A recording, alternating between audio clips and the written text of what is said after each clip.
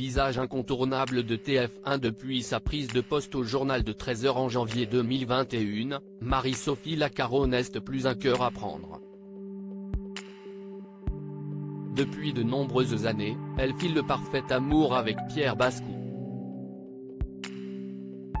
Qui est-il? Télé Loisirs vous en dit plus sur celui qui partage sa vie. Après avoir officié sur France 2 en tant que présentatrice du 13h de la chaîne et parfois en tant que joker de Lise Lucet, Marie-Sophie Lacaro a été choisie pour succéder à Jean-Pierre Pernaut aux commandes du 13h de TF1. Le 18 décembre 2020, le mari de Nathalie Marquet-Pernaut a présenté son tout dernier journal avant de prendre sa retraite, lui qui a travaillé pendant plus de 30 ans au sein de l'équipe. Quelques jours plus tard, le 4 janvier 2021 précisément, Marie-Sophie Lacaro a repris les rênes de l'émission. Depuis, elle est chaque semaine, du lundi au vendredi, aux commandes du 13h de TF1, même si elle a dû s'absenter quelque temps pour une maladie ophtalmique. Quant à Jean-Pierre Pernaut, le journaliste est décédé le 2 mars 2022 à l'âge de 71 ans des suites d'un cancer des poumons. Mariage, couple, famille. Dans la vie privée de Marie-Sophie Lacaro, qui est son actuel compagnon? À la ville, Marie-Sophie Lacaro est mariée à Pierre Bascou. Le couple, discret sur sa vie privée, s'est dit oui le 12 août 2006 à Aurillac-sur-Vendinelle, non loin de Toulouse. Ils se sont rencontrés dans le cadre de leur travail respectif il y a de nombreuses années, comme l'avait confié la journaliste à Télé Loisirs il y a quelque temps. À l'époque, Marie-Sophie Lacaro travaillait sur la chaîne Eurosport où elle commentait le championnat de France moto. Pas forcément un super souvenir professionnel. Je n'y connaissais rien. J'étais la fille dans un monde de mecs, mais j'appliquais la technique de la toile cirée, je laissais les remarques couler, se souvenait-elle. Heureuse maman de 2 fils, Malo et Tim Bascou de son union avec Pierre Bascou, Anne-Sophie Lacaro est devenue l'heureuse maman de 2 enfants, Malo et Tim. La présentatrice du JT de TF1 veille à ne pas trop les exposer dans les médias. En septembre 2021, elle avait passé un bon moment avec eux lors du match de l'équipe de France contre le Kazakhstan au Parc des Princes, à Paris. Les Bleus avaient remporté la rencontre 8-0. Présente dans les gradins, la mère de famille avait été photographiée aux côtés de ses 2 fils. D'autres personnalités étaient dans les tribunes, d'Éric Dupond-Moretti à Patrick Puydebas, les mystères de l'amour, en passant par Frédéric Chard ou encore Axel Lafont. Quel est le métier de Pierre Bascou et quand a-t-il créé sa société Nolita Prod?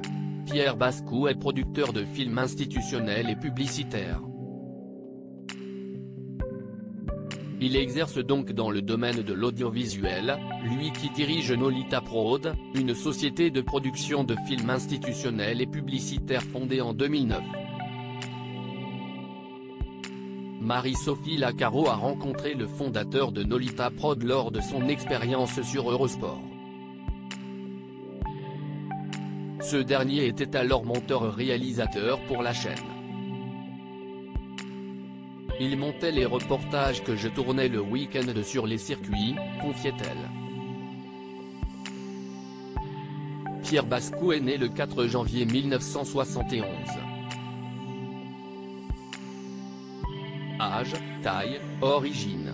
Tout ce qu'il faut savoir sur la journaliste et présentatrice JT 13h TF1 Marie-Sophie Lacaro est née le 20 septembre 1975. Elle a fêté son 47e anniversaire en 2022 et n'a que quelques années de différence avec son mari Pierre Bascou, 52 ans. Si la journaliste n'a jamais communiqué dans les médias sur sa taille, nos confrères du site Closer ont révélé dans un article posté en janvier 2023 qu'elle mesurait un m63. Du côté de ses origines, Marie-Sophie Lacaro est née à Villefranche-de-Rouergue dans l'Aveyron.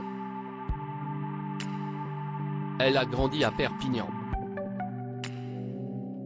Sa jeunesse, elle l'a passée à Narbonne, dans l'Aude. Jacques Legros, le joker de Marie-Sophie Lacaro.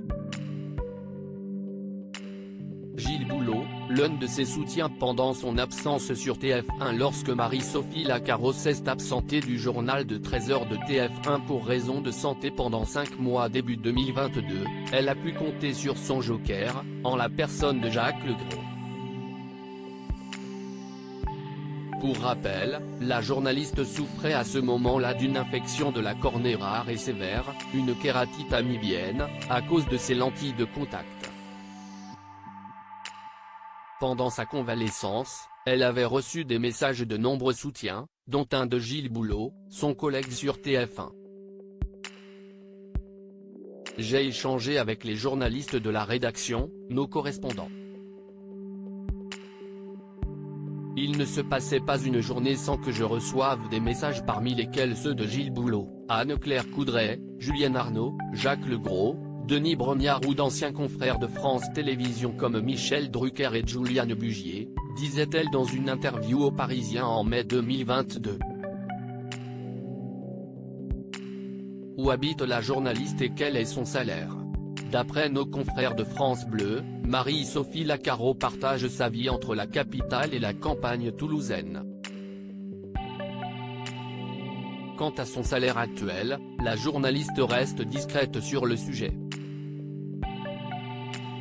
Dans les colonnes du Parisien en mai 2022, elle s'était laissée aller à quelques confidences. Quand j'ai dit oui à ce challenge inouï, je n'aille même pas pensé au salaire. On m'a dit après combien je gagnerais, j'étais très contente, fin du deal. C'est vrai que nous avons du mal à parler de ça. Quand on est une femme, on a l'impression de quémander, de devoir avancer 1000 arguments. On n'est pas encore sorti des ronces de ce point de vue, disait-elle. À lire aussi Marie-Sophie Lacaro explique comment elle adapte ses tenues en fonction de l'actualité aux 13h de TF1.